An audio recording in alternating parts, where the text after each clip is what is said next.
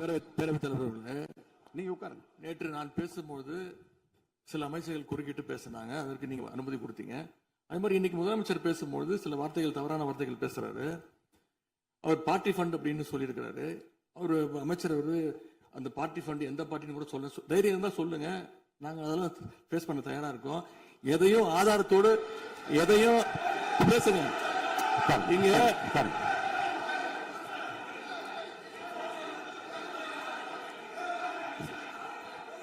அது மாதிரி பேரவைத் தலைவர் அவர்களே, நேற்று நான் பேசி முடிஞ்சோடனே நீங்க அவை முடிஞ்சிருச்சுன்னு சொல்லிட்டீங்க.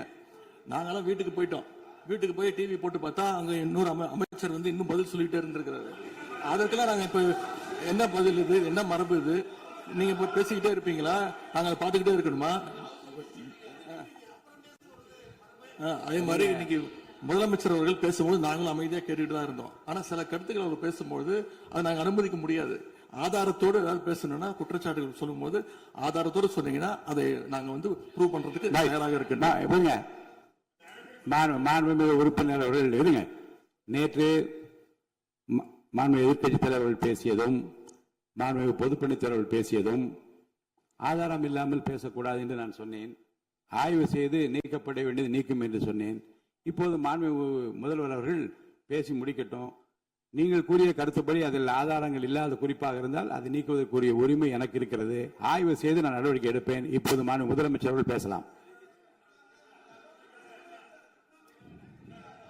இந்த டாஸ்மாக் மாதிரியே பல டிபார்ட்மெண்ட்லயும், மறுபடியும் சொல்றேன், கட்சி நிதின்ற பேர்ல அடிச்ச கொள்ளைய ஒன்னா கவர்மெண்டோட கஜானாக்குள்ளேயே கொண்டு சேர்த்துக்கிட்டே இருக்கிறாங்க.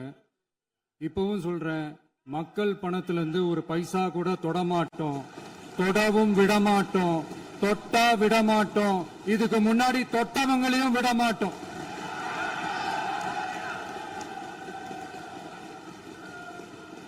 ஒவ்வொரு ஊழலா வெளியில வரும் போலே, ஒவ்வொரு வேஷமா கலைஞ்சிரும் போல இங்க இருக்கிற நிறைய பேரு நடுங்கி போய் இதுல நம்ம மேல அவதூறு வேற.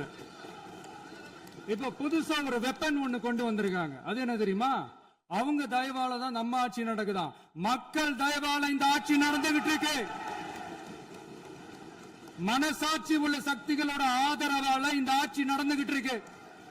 நாங்க தான் அனுப்பி வச்சோம் அப்படின்றாங்களே. அனுப்பி வச்சவங்களுக்கு மினிஸ்ட்ரியில இடம் கொடுத்தா ஏன் கதறீங்க? ஏன் இவ்வளவு கோபம்? ஏன் இவ்வளவு கதறல்ஸ்? இதுல இன்னொரு முக்கியமான விஷயம், மார்க்சிஸ்ட் கம்யூனிஸ்ட் கட்சி நமக்கு ஆதரவு கொடுத்தது சுயேட்சையா எடுத்த முடிவுன்னு சொல்றாங்க. அதே மாதிரி இந்திய கம்யூனிஸ்ட் கட்சி நமக்கு ஆதரவு கொடுத்தது சுயேட்சையா எடுத்த முடிவுன்னு சொல்றாங்க. இதுல எங்க இருந்து நாங்க தான் அனுப்பி வச்சோம்னா புரியலையே. மக்களுக்கு நல்லா புரியும், எல்லாத்தையும் தெளிவா பார்த்துக்கிட்டு இருக்கிறாங்க.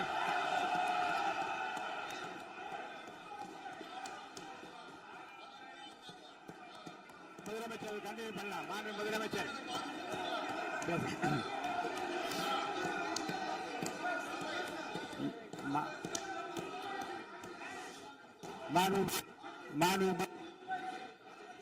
முதலமைச்சர் கண்டினியூ பண்ணலாம். நீ கண்டினியூ பண்ணலாம்.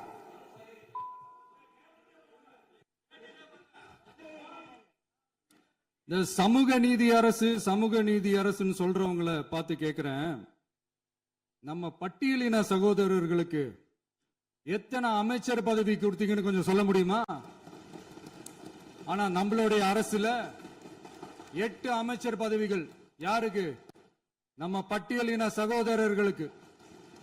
எல்லாம் நம்ம அண்ணன், நம்ம தம்பி, நம்ம தங்கச்சிங்க. அண்ணல் அம்பேத்கர் அவர்களுடைய கிட்டத்தட்ட 100 ஆண்டு கால கனவு இப்ப நிறைவேறி இருக்கு. நான் ஏன் கொஞ்சம் சவுண்டா பேசுறேன் அப்படின்னா அவங்களுக்கு கேட்கணுன்றதுக்காக, தப்பா எடுத்துக்காது. அதே மாதிரி பெண்களோட பாதுகாவலர் நாங்க தான் அப்படின்னு சொல்லிக்கிறவங்களை கேட்கிறேன், எத்தனை பெண்களுக்கு அமைச்சர் பதவியில இடம் கொடுத்தீங்க கொஞ்சம் சொல்ல முடியுமா? எங்க அரசுல 4 சகோதரிகளுக்கு அமைச்சர் பதவி கொடுத்திருக்கிறோம்.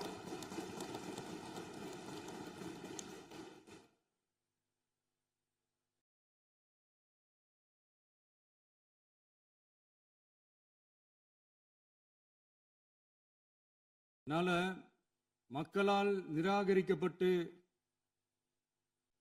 மக்களால் அகற்றப்பட்டவங்களுக்கு ஒன்னே ஒன்னு சொல்லிக்கிறோம், தப்பே செய்ய மாட்டோம், ஊழலே செய்ய மாட்டோம், நேர்மையா தான் இருப்போம், நியாயமா தான் இருப்போம் அப்படின்னு சொல்றவங்களால மட்டும்தான் கூட்டணி ஆட்சி அமைக்க முன்வரும். ஆட்சியிலையும் பங்கு, அதிகாரத்திலையும் பங்கு கொடுக்க முன்வரும். ஊழல்லையே ஊறி போனவங்களால இந்த கூட்டணி ஆட்சியோ ஆட்சியிலையும் பங்கு அதிகாரத்திலையும் பங்கு கொடுக்க முன்வராது. மெஜாரிட்டி இருந்தாலும் தரமாட்டாங்க, மெஜாரிட்டி இல்லைனாலும் தரமாட்டாங்க. கேட்டா ரெடிமேடா ஒரு பதில் ஒண்ணு வச்சிருப்பாங்க, கூட்டணி ஆட்சியை மக்கள் விரும்ப மாட்டாங்கன்னு. அதே மக்கள் தான் இப்ப அவங்கள பார்த்து சிரிக்கிறாங்க. நான்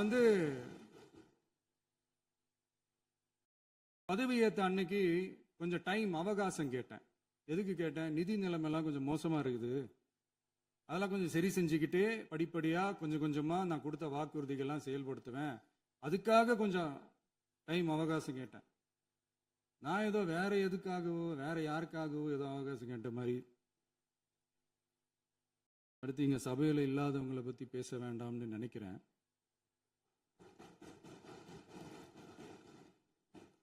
இங்க நம்மளை பத்தி அவதூறு பரப்புறதோட மட்டும் இல்லாம இப்ப நம்ம மக்கள் மேலேயும் அவதூறு பரப்ப ஆரம்பிச்சிட்டாங்க.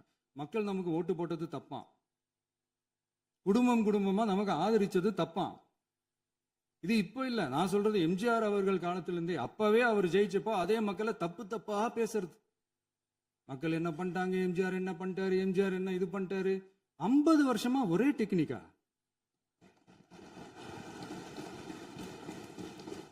டெக்னாலஜி எல்லாம் மாறி வேற எங்கேயோ போயிட்டு இருக்கு பஸ்.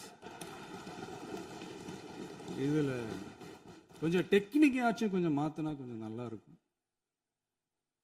அதனால மக்களுக்கு யூஸ்ஃபுல்லா இருக்கிற மாதிரி இந்த ஆக்கப்பூர்வமான கருத்துக்களோ ஆக்கப்பூர்வமான யோசனைகளோ இருந்தா சொல்லுங்க, அதை நாங்க டெஃபரெண்டா எடுத்துக்கிறோம். ஆனா அதை விட்டுட்டு இந்த நக்கல் நையாண்டி சம்பந்தம் இல்லாத பேச்சு இதெல்லாம் பேசிட்டு அப்புறம் முதல்வர் பதில் சொல்லல, முதல்வருக்கு பதில் சொல்ல தெரியல அப்படின்னா அப்புறம் என்ன சோஃபா மாடல் ஆட்சியா? அது என்னன்னு புரியறதுக்கே எனக்கு ரொம்ப நாள் ஆச்சு. இந்த sofa set, table chair, teapoy, furniture பிசினஸ்லாம் வேற எங்க வெளியில போய் பண்ண சொல்லுங்க. அப்படி அந்த பிசினஸ் தான் பண்ணணும்னா நிறைய பிசினஸ் பண்ற மாதிரி வெளியில போய் பண்ண சொல்லுங்க, இங்க சட்டசபைக்குள்ள வேணாம். அதனால ஆக்கப்பூர்வமான கருத்துக்கள் இருந்தா சொல்லுங்க, டெஃபினட்டா அது சரியா இருந்தா நாங்க ஏத்துக்கிறோம். எனக்கு ஒரு குட்டி கதை ஒண்ணு ஞாபகம் வருது, சொல்லாமா? ஒரு ஊர்ல ஒரு பெரியவர் வெயில் ரொம்ப ஜாஸ்தியா இருக்குன்னு சொல்லிட்டு கண்ணுக்கு மேல கை வச்சுக்கிட்டு இப்படி சுத்தி முத்தி தேடிக்கிட்டு இருந்தாராம். அப்ப கூட இருந்த ஒரு சின்ன பையன் என்ன தேடுறீங்க அப்படின்னு கேட்டானா. அதுக்கு அந்த பெரியவர் சொன்னாரா, அது ஒண்ணு இல்ல தம்பி, உங்க அப்பா இங்கதான் இருப்பாருன்னு சொன்னாங்க, அதான் தேடிக்கிட்டு இருக்கேன், எங்க உங்க அப்பாவையா காணோம்?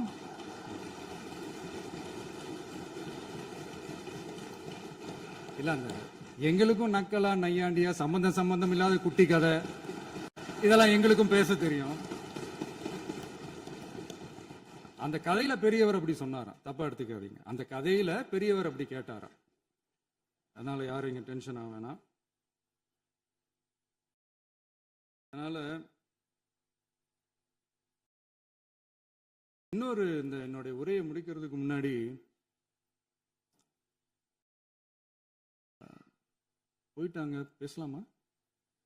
நிறைய உங்க கருத்துக்களை நீங்க முழுமையாக மன நிறைவோடு பேசலாம். டிவியில பார்ப்போம். சரி,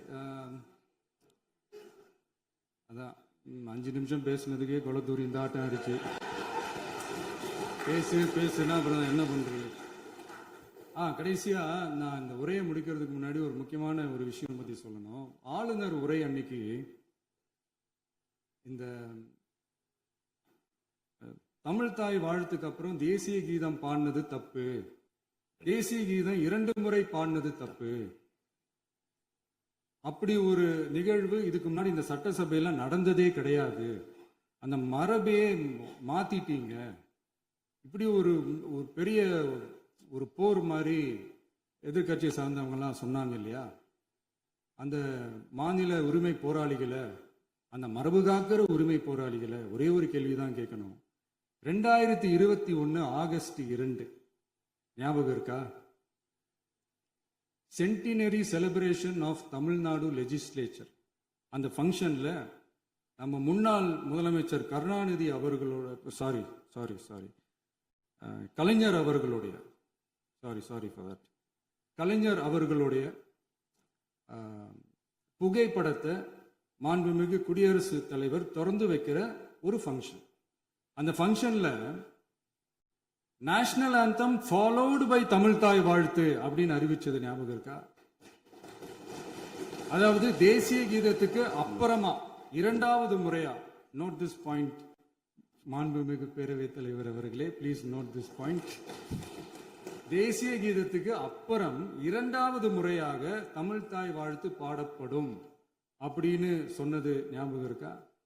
அதுவும் முத்தமிழ் அறிஞர் அப்படின்னு சொல்ற நம்ம கலைஞர் அவர்களுடைய அந்த புகைப்படம் வெளியிட்டு விழாவில் அவர் இருந்த இதே சபையில தமிழ இரண்டாவது இடத்துக்கு தள்ளினது யாருன்னு ஞாபகம் இருக்கா? அது மட்டும் இல்ல, அந்த தேசிய கீதத்தை நாட்டுப்பண் நேஷனல் ஆந்தம்னு சொல்லி அதே ஃபங்க்ஷன்ல கடைசியா ஃபங்க்ஷன் முடியும் போது செகண்ட் டைம் தேசிய கீதம் பாடினதும் ஞாபகம் இருக்கா? இதே அவையில் தான், அது அவை குறிப்பிலும் இருக்கிறது, இதே அவையில் தான் நடைபெற்றது.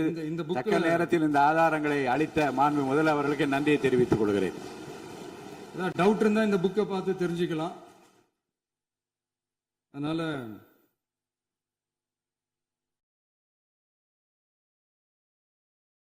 எல்லாம் கேட்டா என்ன சொல்லுவாங்கன்னா, அது ஜனாதிபதி கலந்துகிட்ட ஃபங்க்ஷன், அதெல்லாம் அப்படிதான், அதெல்லாம் கண்டுக்க கூடாது அப்படின்னு சொல்லுவாங்க.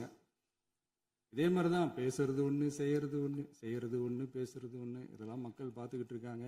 எலெக்ஷனுக்கு முன்னாடி தான் அப்படி செஞ்சுக்கிட்டு இருந்தாங்க. இப்போ எலெக்ஷனுக்கு அப்புறம் அதே தான் செய்யறாங்க.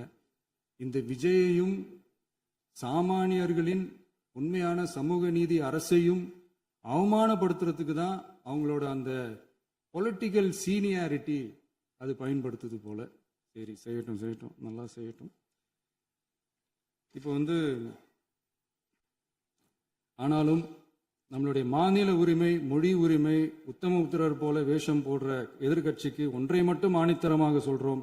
உங்களை மாதிரி தமிழ்னு சொல்லிக்கிட்டு, மொழி, பண்பாடு, கலாச்சாரம்னு சொல்லிக்கிட்டு ரெட்டை வேஷம் போடுறவங்க நாங்க கிடையாது.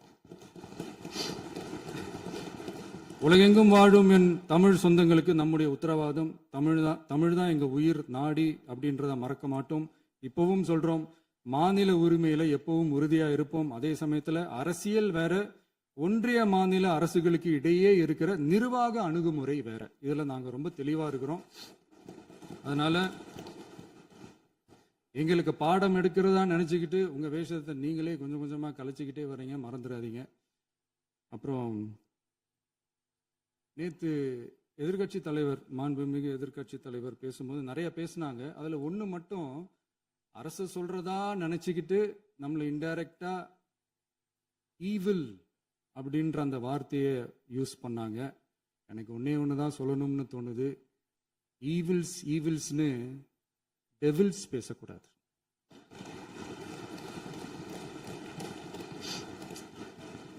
அவங்க இருந்திருந்தா ஒரு ஆக்ஷன் பண்ணணும்னு எனக்கு தோணுச்சு. எல்லாரும் போயிட்டாங்க. பர்மிஷன் பண்ணலாமா? இப்பவும் பண்ணலாம், ஒன்றும் தப்பு இல்லை.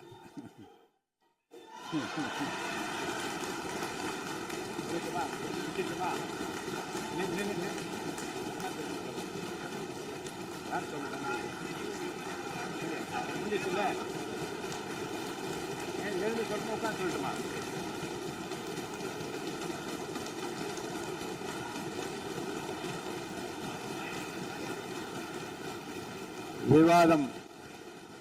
விவாதம் முடிவுற்றது.